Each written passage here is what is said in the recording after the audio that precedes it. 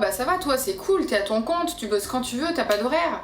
Ça, c'est une des phrases, je pense, que j'entends le plus souvent quand je dis que j'ai mon entreprise. Les gens pensent que comme on est à notre compte, on travaille les doigts de pied en éventail, on se lève à pas d'heure et on bosse seulement si on est motivé. Sauf que dans les faits, c'est pas tout à fait ça.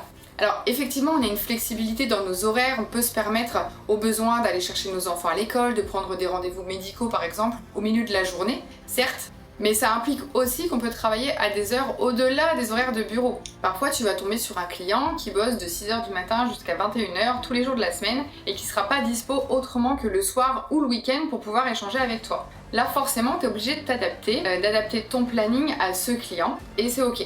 Et ce qu'il faut pas oublier, c'est que l'entrepreneur ne coupe jamais vraiment. C'est-à-dire que tu as l'impression d'être en pause déjeuner, sauf qu'en fait tu es déjà en train de réfléchir à ton prochain poste de communication, à la question que le client t'a posée, et tu es en train de répondre à tes mails pour prendre un petit peu d'avance et être sûr de pouvoir bien gérer ton temps. Clairement, on fait des semaines bien au-delà des horaires classiques. On peut régulièrement faire des semaines de 60 heures s'il le faut.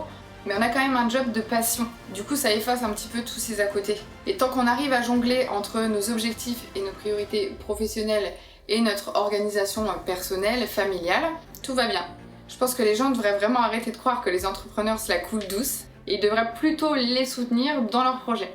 Être entrepreneur, c'est beaucoup d'investissement, ça demande énormément de boulot. Donc si jamais vous avez des entrepreneurs dans votre entourage, encouragez-les, ils ont vraiment besoin de soutien.